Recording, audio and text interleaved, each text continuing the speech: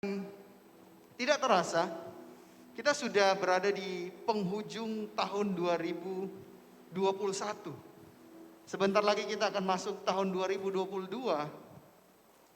Pastor nggak tahu apa yang menjadi keadaan dari Bapak Ibu sekalian, tapi Pastor berdoa dan berharap Bapak Ibu sekalian, teman-teman, rekan-rekan semua dalam keadaan yang baik dan diberkati Tuhan. Yang setuju katakan amin.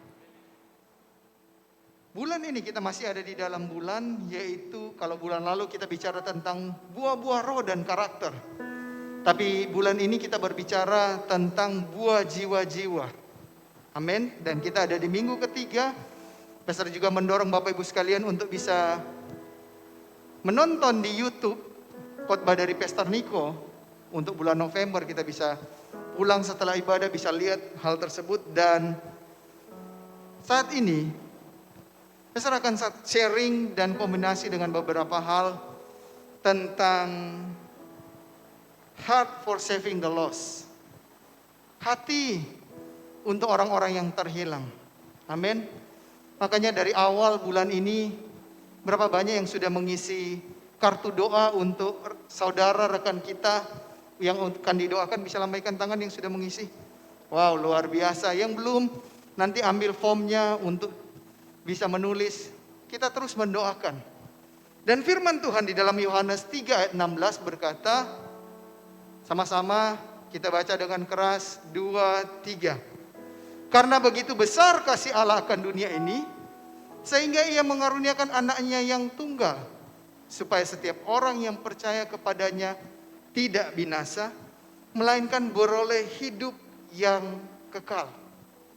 Ini adalah isi hati Tuhan, di mana Tuhan mengasihi bukan hanya kita yang disebut sebagai orang Kristen, tetapi Tuhan mengasihi dunia ini. Katakan amin. Tuhan mengasihi setiap kita. Dan Tuhan rela memberikan Yesus, satu-satunya anaknya, untuk datang ke dunia untuk menebus setiap dosa kita. Dan kalau kita baca di dalam Lukas 15, di dalam Lukas 15 ada satu cerita yang menarik, di mana di dalam Lukas 15 ini Yesus semasa hidup terkadang menjadi kontroversi. Katakan kiri kanan, kontroversi. Terkadang kita sebagai orang Kristen, orang percaya, takut dengan yang namanya kontroversi. Nanti kita akan dijudge lah, kita akan kita akan dikata-katain mungkin. Kita takut menunjukkan siapa kita. Demikian hal yang terjadi dengan Yesus ketika di dalam Lukas 15 berbicara tentang domba yang hilang. Para pemungut cukai, ayat 1 berkata seperti ini. Para pemungut cukai dan orang-orang berdosa biasanya datang kepada Yesus untuk mendengarkan dia. Siapa di sini yang tidak berdosa? Saya percaya setiap kita adalah orang berdosa. Tapi karena kasih dan kemurahan Tuhan, sehingga kita bisa ada di tempat ini, bahkan kita bisa menikmati kasih Tuhan. Ketika orang Farisi melihat, maka bersungut-sungutlah, dan ahli Taurat bersungut-sungut ketika melihat Yesus menerima orang berdosa dan makan bersama dengan mereka. Hari ini Pastor sekedar mau membawa apa yang terjadi di zaman Yesus untuk dibawa ke zaman realita hari ini. Dan itu menggambarkan kita. Tanpa kita sadar kita menerima keselamatan, kita diselamatkan. Tapi di sisi yang lain, kita tanpa sadar kita mulai judge orang-orang di sekitar kita. Dan kita menganggap hidup kita lebih baik, lebih benar dari mereka. Padahal Tuhan Yesus sayang bukan hanya kepada kita, bahkan ke semua orang. Beberapa orang akan menunjukkan bagaimana apa yang terjadi. Apa yang terjadi ketika di zaman ini Yesus berbicara dengan para pemungut cukai dan orang-orang berdosa. Apa yang akan terjadi? Dan mungkin ini menggambarkan dari kita. Saya persilakan teman-teman. Khotbah hari ini kita akan berkombinasi dengan beberapa hal. Dan ini yang terjadi ketika Yesus lagi berbicara. Kalau hari ini saya bilang hamba Tuhan lagi berbicara dengan orang-orang berdosa, para pemungut cukai dan orang berdosa.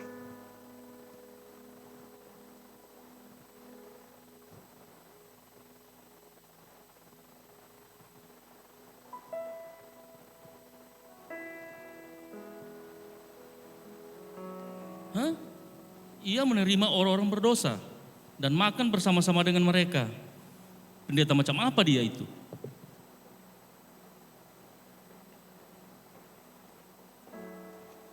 Terkadang kita melihat mereka ada orang-orang yang tidak layak. Adalah orang-orang yang ketika mereka berkumpul, mereka adalah orang-orang yang terhilang yang menurut kita tidak layak bergaul dengan mereka. Bahkan yang terjadi di saat kita ada di rumah ibadah, sama seperti orang Farisi, dia berdoa kepada Tuhan. Siapakah di antara kamu yang mempunyai 100 ekor domba, dan jikalau ia kehilangan seekor di antaranya, tidak meninggalkan yang 99 ekor di padang gurun, dan pergi mencari yang sesat itu sampai menemukannya? Dan kalau ia menemukannya, ia meletakkan di atas bahunya dengan gembira. Dan setiba di rumah ia memanggil sahabat-sahabat, tetangga-tetangganya, serta berkata kepada mereka, bersukacitalah bersama-sama dengan aku, sebab dombaku yang hilang itu telah kutemukan. Ya Allah, aku mengucap syukur kepadamu karena aku tidak sama seperti semua orang lain.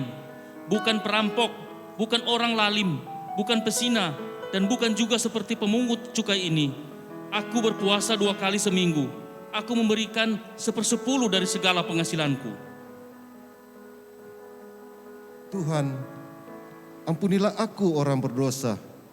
Aku tidak layak untuk berdoa padamu, Tuhan.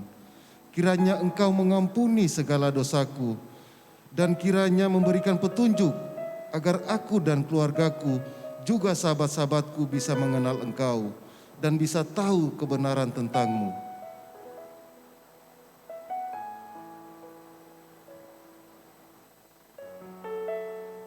Teman-teman, ketika ada 2 orang yang berdoa seperti ini bisa menggambarkan tentang kita. Kita yang merasa bahwa kita lebih baik daripada orang lain. Bahkan mungkin kita lebih baik dari teman-teman yang kita lihat mereka lagi duduk, lagi mabuk, lagi pesta pora, yang hidup di dalam kedagingan. Tetapi kalau cara berdoa kita sama seperti orang Farisi tadi, firman Tuhan berkata di dalam firman-Nya, apa yang menjadi concern dari Tuhan? Tuhan berkata, orang yang berkata, Tuhan aku tidak layak, ampuni aku sama seperti orang berdosa, aku tidak layak. Ampuni aku, dan firman Tuhan katakan, orang itu akan pulang dan keselamatan ada padanya. Amin. Aku berkata kepadamu, orang ini pulang ke rumah. Tuhan, ampunilah aku orang berdosa. Aku tidak layak.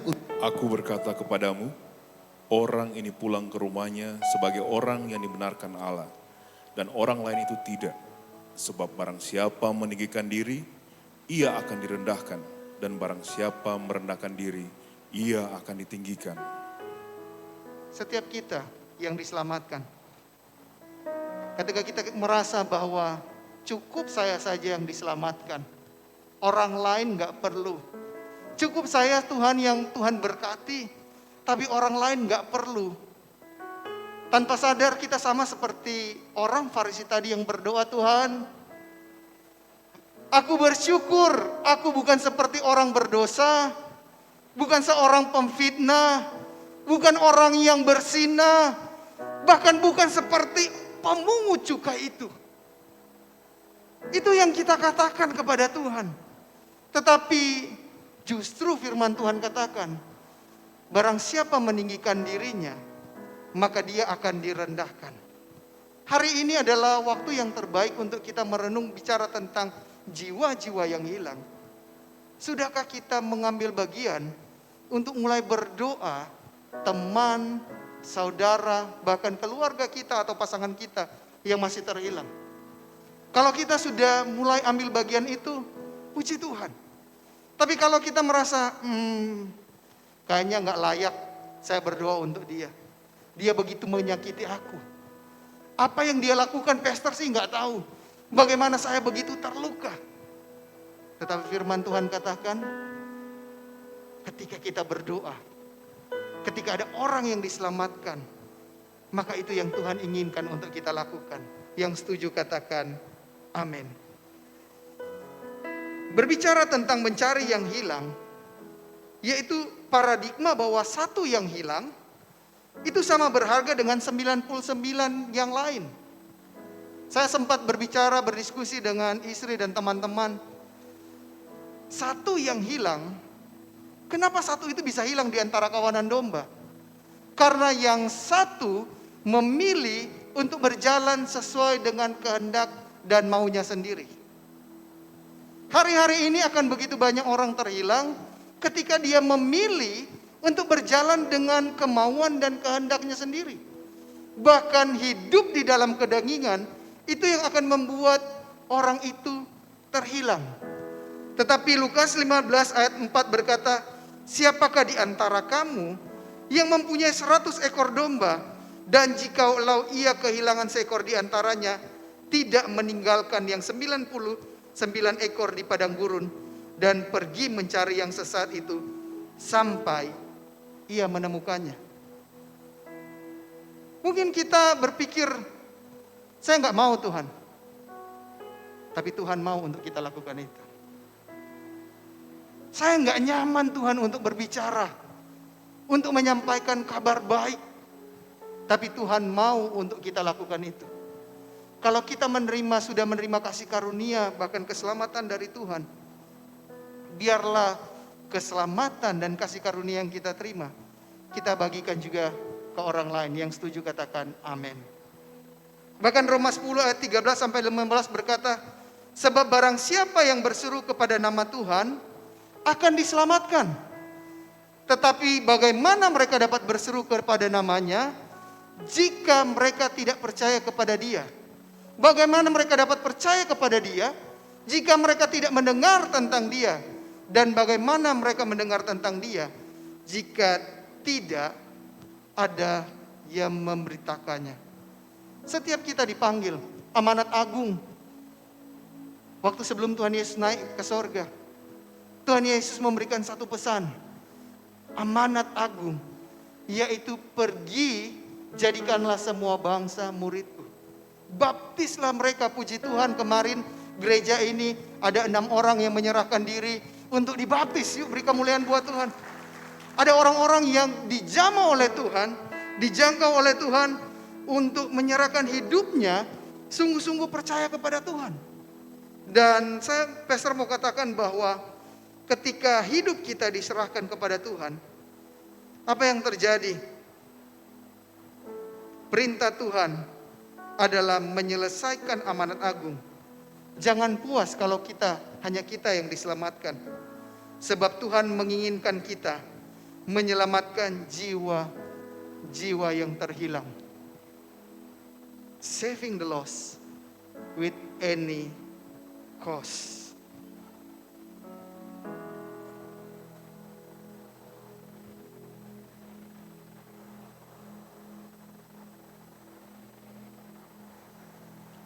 Tuhan, ini kesaksianku. Karena aku tidak sama seperti semua orang lain. Bukan perampok, bukan orang lalim, bukan pesina, dan bukan juga seperti pemungut cukai ini. Aku berpuasa 2 kali seminggu. Aku memberikan 1/10 dari segala penghasilanku. Tuhan, ini kesaksianku. Karena aku tidak sama seperti semua orang lain. Bukan perampok, bukan orang lalim, bukan pesina, dan bukan juga seperti pemungut cukai ini. Aku berpuasa 2 kali seminggu. Aku memberikan 1/10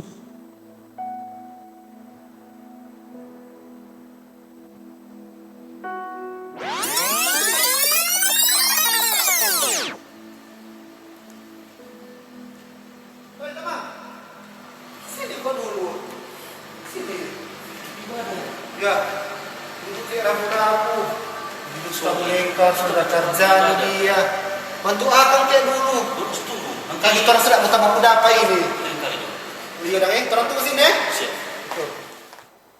Dasar orang berdosa. Siapa mau gabung dengan di situ? Mau urus dengan urusan-urusan neraka situ. Kita kan orang suci.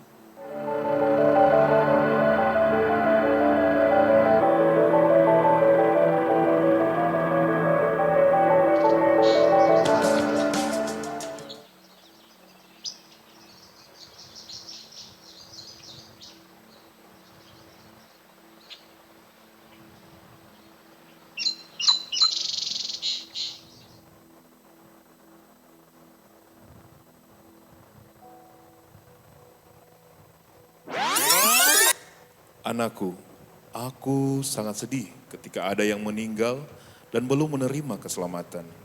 Engkau punya kesempatan untuk menceritakan kabar baik tentang keselamatan daripadaku, tapi engkau tidak mau melakukannya. Hatiku sangat sedih.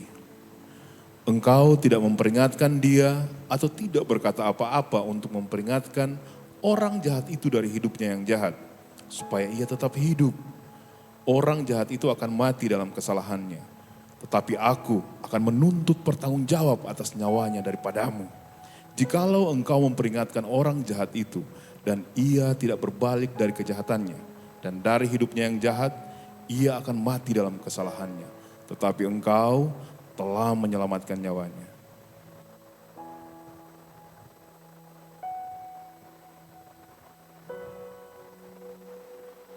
Ketika kita ada di tahta penghakiman, hal yang sama akan ditanyakan kepada kita.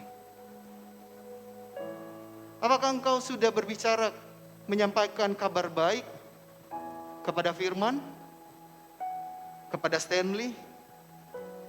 Apakah kita sudah menyampaikan kabar baik itu, mencari domba yang hilang itu? Untuk supaya Tuhan disenangkan. Atau kita hanya cuek, acuh. Kalau Anda lihat tadi, video tadi, ketika orang yang cuek dengan sahabatnya itu datang, dan ketika dia baca berita, ternyata orang yang katakan, tunggu sebentar, aku ingin berbicara, aku lagi stres, aku lagi dalam masalah. Di PHK, keadaan ekonomiku lagi terpuruk, keluargaku lagi hancur. Tapi kita yang menerima kasih karunia dan keselamatan dari Tuhan, yang Tuhan sudah berkati, Tuhan izinkan keluarga kita baik-baik saja, keadaan pekerjaan kita diberkati oleh Tuhan, kita nggak menghentikan langkah untuk menceritakan kabar baik tadi. Apa yang terjadi ketika membaca di surat kabar bahwa orang yang sahabatnya yang menunggu tadi itu akhirnya ditemukan telah meninggal bunuh diri. Satu hal yang saya mau katakan kepada Bapak Ibu sekalian jemaat Grow Center, bicara saving the lost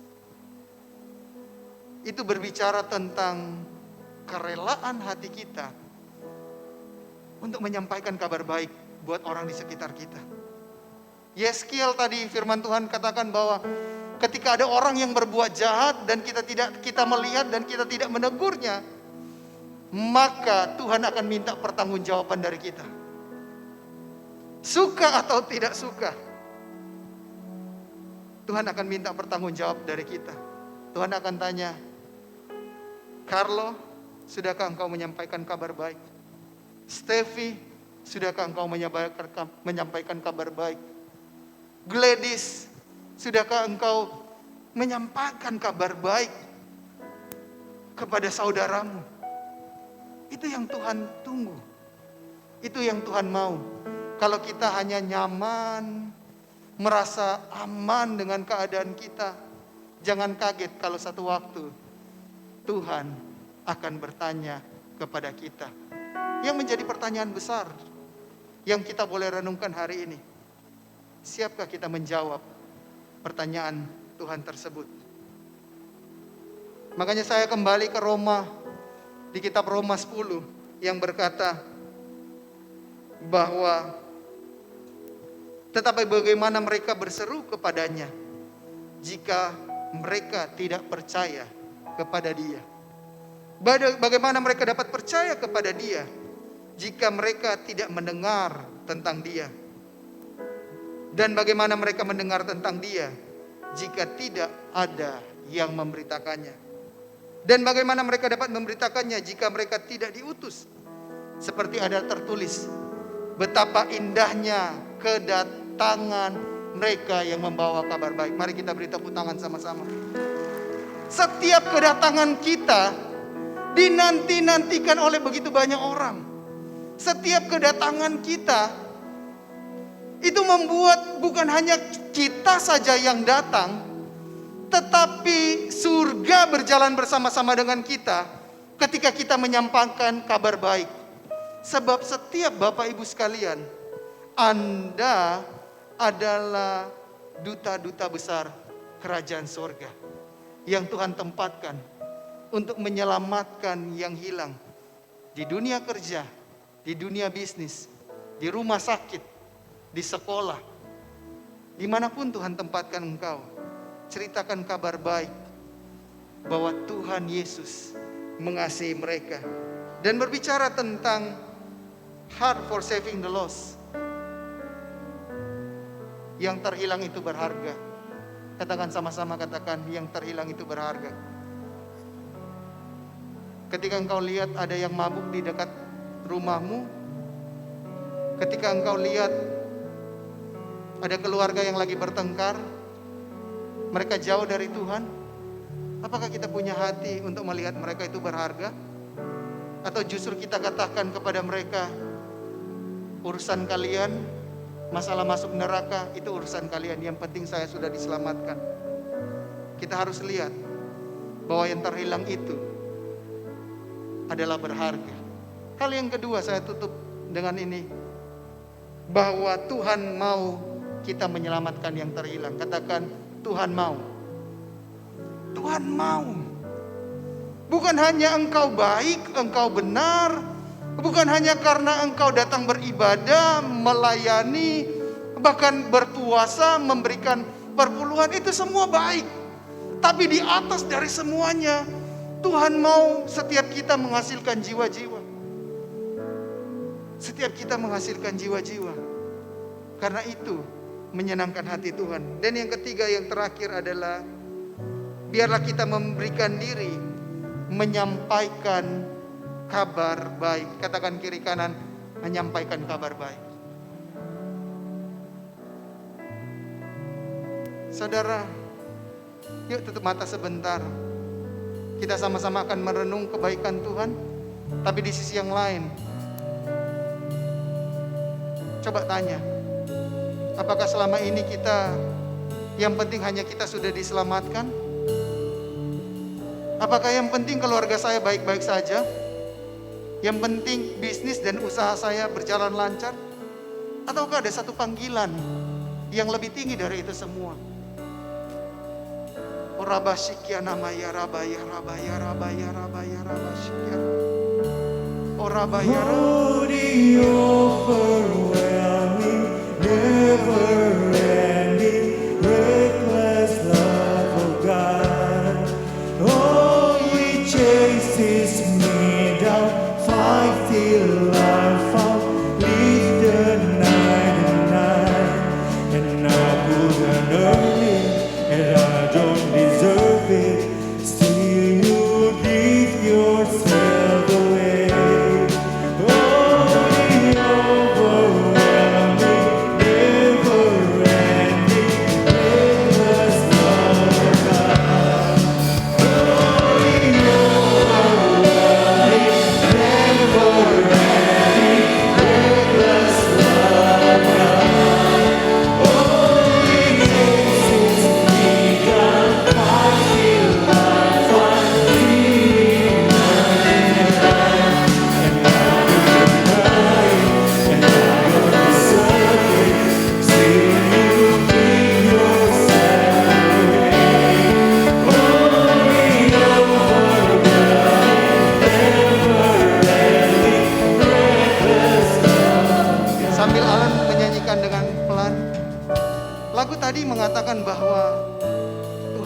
meninggalkan 99 dan mencari Mem Heidi, mencari David, mencari Pinkan, mencari Ellen, mencari Ko Julian, dia mencari Bintang, dia mencari Eki, dia cari Derry, dia cari Ivan, dia cari Henry, dia cari Bapak Chong, dia cari Immanuel, dia cari Koeko. Dia katakan, aku harus menemukan untuk mereka menerima keselamatan yang daripada Tuhan berjuang. Di saat kita katakan, Tuhan, aku enggak layak, aku adalah sampah, aku orang berdosa, tapi Tuhan katakan, engkau layak anakku. Aku mau mencari satu yang hilang, aku mau mencari satu yang hilang. Engkau anakku. Kalau Tuhan mau mencari kita, dan hari ini kita menerima kasih karunia Tuhan, bukankah terlebih lagi kita mau mencari saudara-saudara kita untuk menerima kasih Tuhan, untuk mereka diselamatkan. Dan pada saat waktu nanti, ketika sangkakala itu dibunyikan, kita akan bersama-sama menghadap ke tahta Tuhan karena kasih-Nya.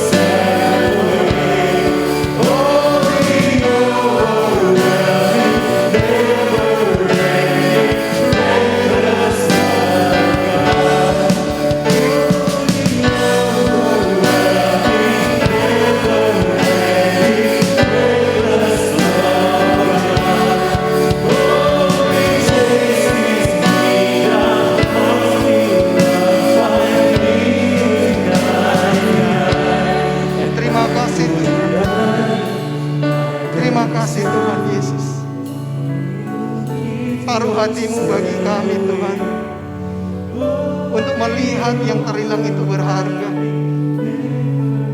untuk melihat bahwa Engkau mau mereka diselamatkan, dan kami mau memberi diri untuk menyampaikan kabar baik agar mereka diselamatkan. Terima kasih Tuhan Yesus buat kesempatan kami sudah dengar firman-Mu. Segala pujian, hormat, dan kemuliaan hanya buat Tuhan Yesus. Di dalam nama Tuhan Yesus. Haleluya. Amin. Mari kita beri kemuliaan buat Tuhan. Ini waktu yang terbaik untuk kita memberi